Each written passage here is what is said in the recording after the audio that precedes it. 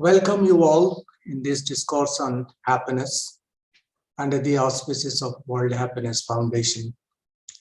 It's an opportunity for all of us to listen to many of these discourses to spread the message of happiness to millions. We are thankful to the foundation for giving us the opportunity to share our views, opinions, and research ideas that can assist the people to achieve the happiness we are aiming at. Well, every researcher in the field of happiness has his or her own way of looking at happiness that we try to understand. I'm a behavioral scientist, and my way of looking at happiness is slightly different, which generally people look at in order to be happy. As a researcher, my point of view is that happiness is something which gives us more of insight, more of awareness, more of our orientation, rather than just calmness, peace, or comfort. Towards this end, we believe that happiness is more a process rather than a target, and it's a journey rather than a destination. And we firmly believe, as a foundation member, that happiness we generate more in the process of creating happiness for others rather than trying to be happy by ourselves. With this note, I would like to tell you what is that I'm going to discuss in next 15 minutes. Millions of people are now suffering in this world under the pain and difficulties of this pandemic. Last couple of years, we have been suffering from this, and probably someday it will go as well. But the scar will remain for a longer period unless we do not play by the rules. That is, unless we know that what really happens if we do not follow certain practices. So in this talk, I will try to tell you in a nutshell, without going into the jargons of clinical psychologists, how to live in a situation beyond pandemic and how to reconnect happiness, which is the focal theme of this festival, congress, symposium, seminar, all put into one bracket we call World Happiness Foundation. Every year we celebrate it. In pandemic, two major changes have come up. One change has come up in the area of lifestyle. And the other change that we are noticing is in the coping style. Let me tell you what do I mean by that. Lifestyle is something, the way we live our life. And while I talk about coping style, the way we develop a strategy to accommodate stress within and outside, both consciously and unconsciously. As a human being, we have been doing it for quite some time, coping with the environment, the stress we get, come back to our set point, and once again we get it. It's a dynamic process. But what happens if the resources are depleted, as it is happening right now? For the past 2 years, many of us have been suffering, including us. Our lifestyle is changing, our coping style is changing, perhaps has changed for many of us. And we need to know how to adapt with those situations. and in simple language, because the idea is not to do research. The idea is to go for more and more practice. So in this discourse or talk, I would try to tell you certain simple ideas that may help people in general how to cope with such situations if that becomes a trouble for all of us. Now, as I said, lifestyle is something, the way we live.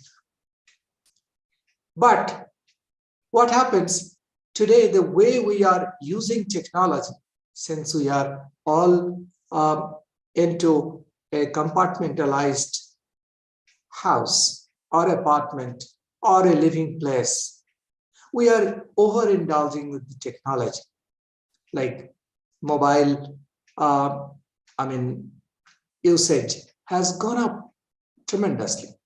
The way we are learning lessons, the children are more often going by e-learning process.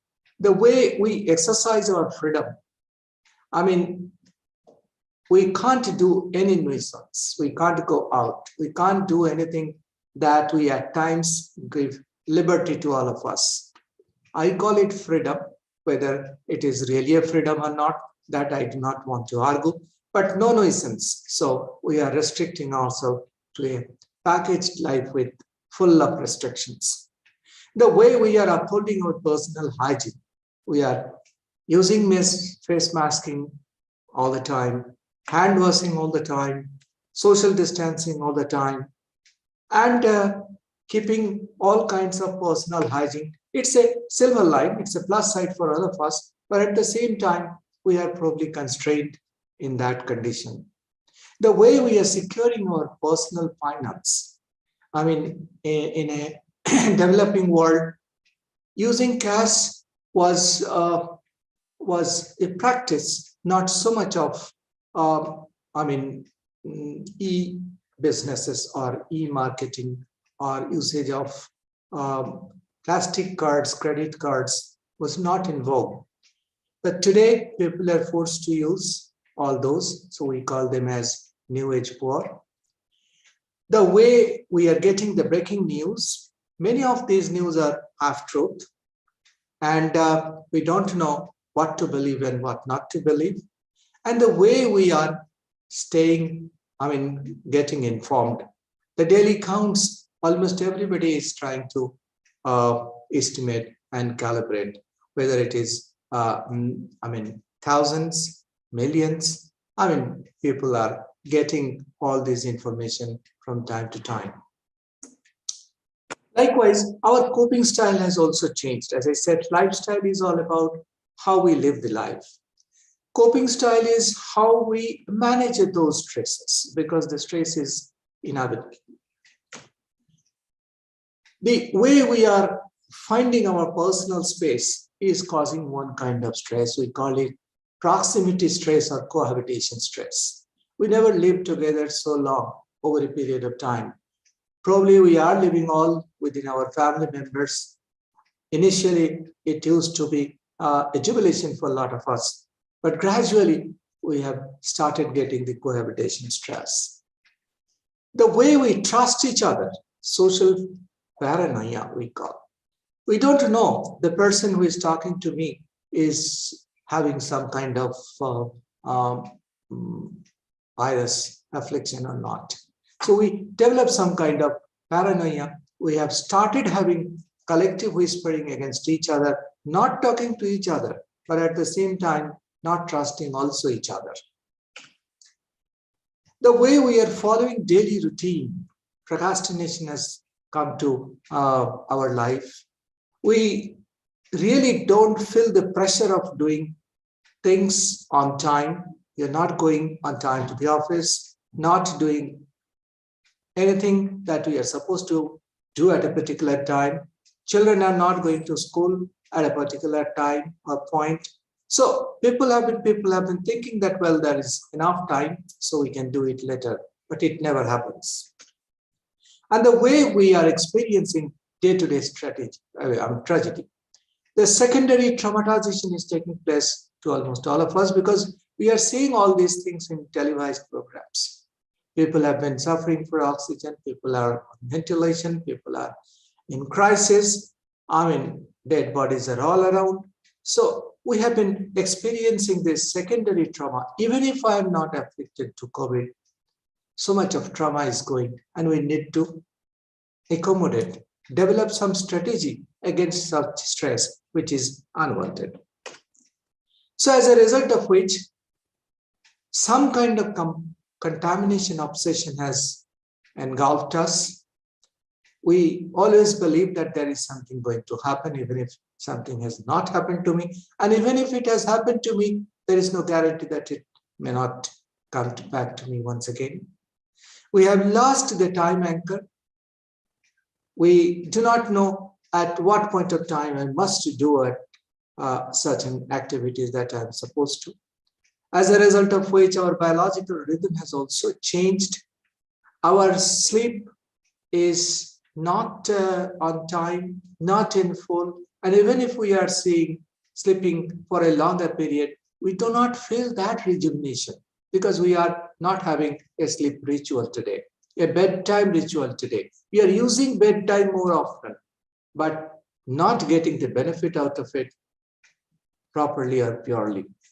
We have become more suggestible to possible cure. A lot of people, because suggestibility is a common thing in mass hysteria or public hysteria, the moment people say that something will help you, and people have started doing it without looking for the scientific evidence for it, behind it. And the anxiety about testing, a lot of people are not doing the testing with the fear that they may be declared or diagnosed as having COVID, virus affliction. So treatment affordability has also created some kind of anxieties. Put together, all these things have engulfed us, and it has created a lifestyle problem and a coping style problem. How to get rid of it? What can we do?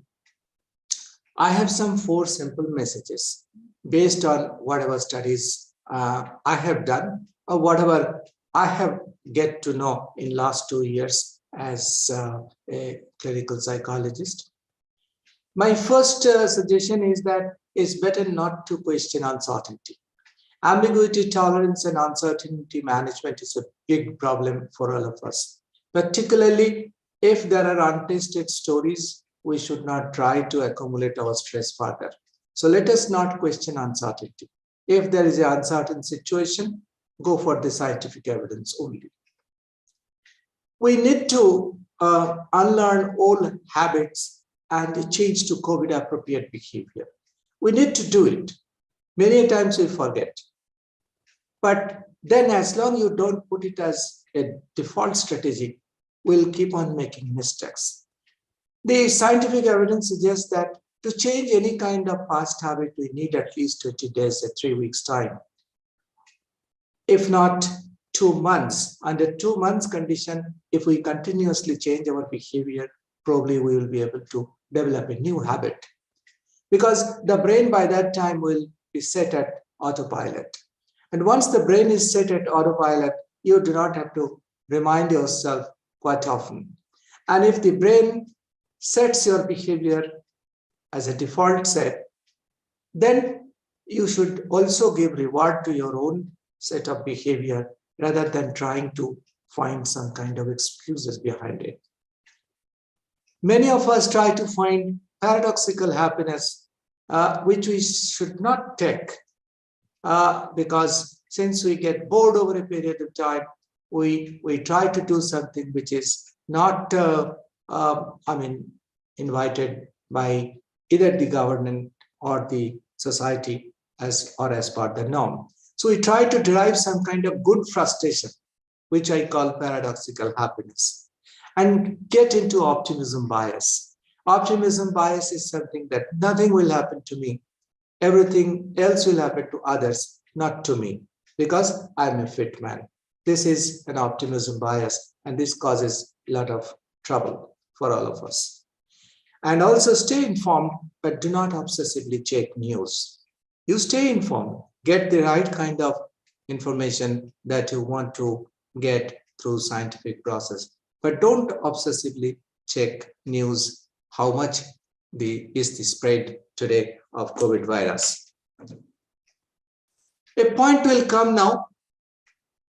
Now, in 2 years down the line, probably we'll be able to get rid of the pandemic, as we know that some scientists have been telling, even the World Health Organization has been saying there is a possibility that we get rid of the COVID situation by 2022.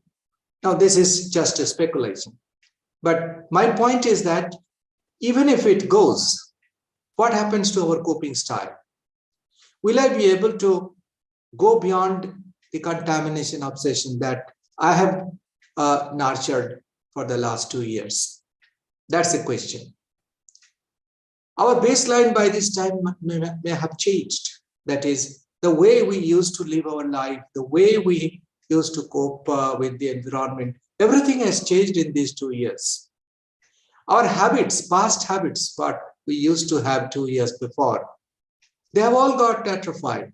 We don't meet those people whom we used to meet. We don't do those small activities from where we used to get happiness. They have all changed.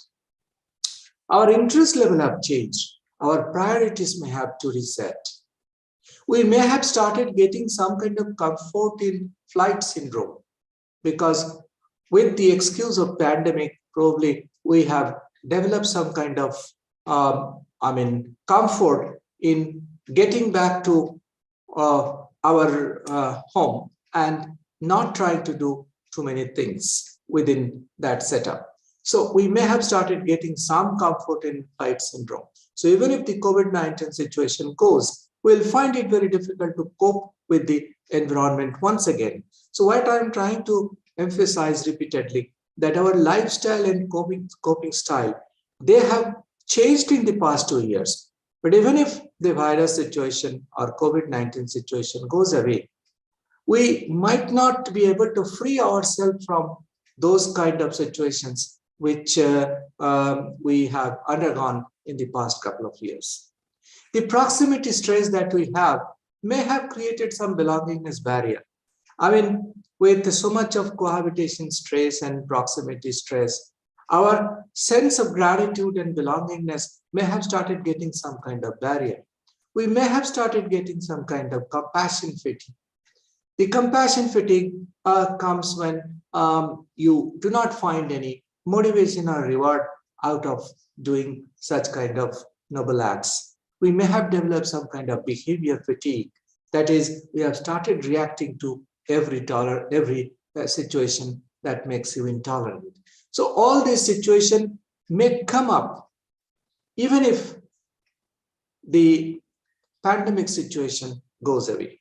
So it's important that we reconnect happiness, which is the focal theme of this Congress or this symposium. That is, it's important that we understand the true nature of happiness. And as I said, stress is inevitable. Even if there is no pandemic, stress is there all in our life. Today, we are all suffering together. Therefore, we understand what pandemic stress is all about. And we believe that, well, everybody is suffering.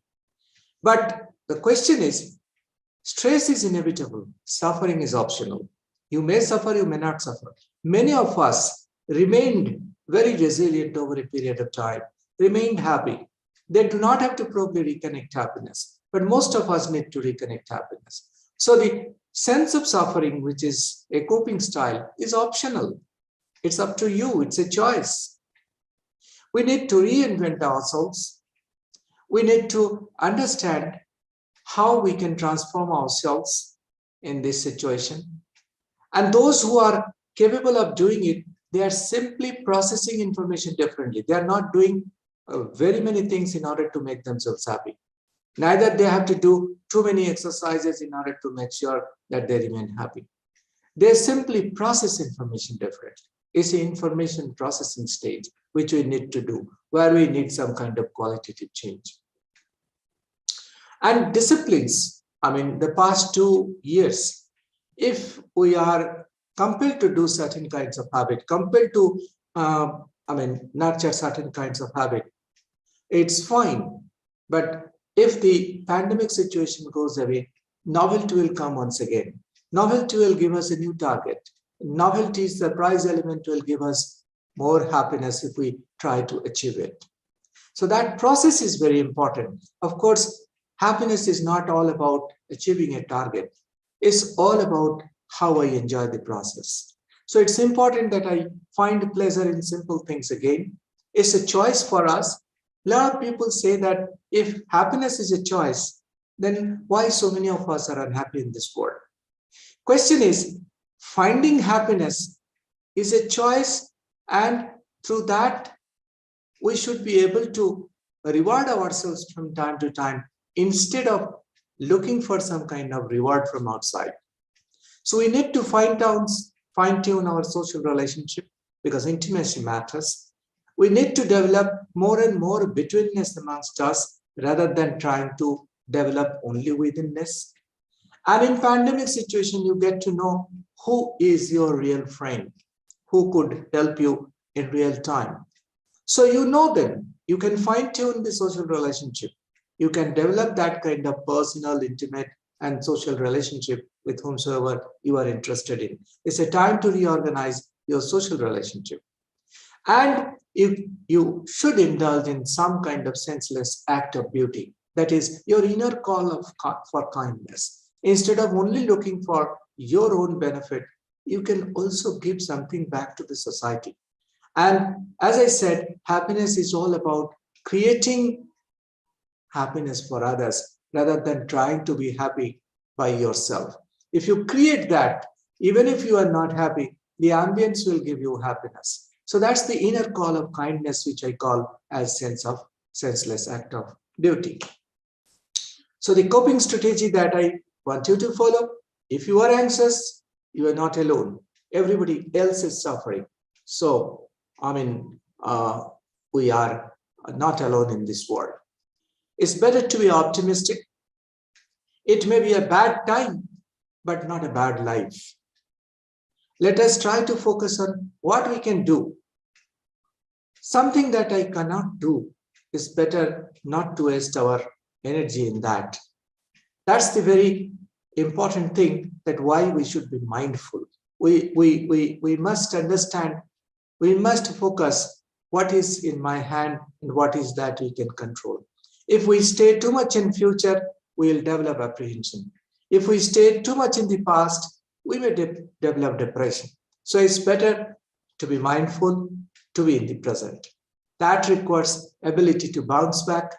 It's important that we remain resilient, even if there is some kind of failure, there is some kind of boredom, there is some kind of frustration. So we need to adapt to the new normal. So new normal is a new dawn, which is going to come to all of us. Let us hope for that.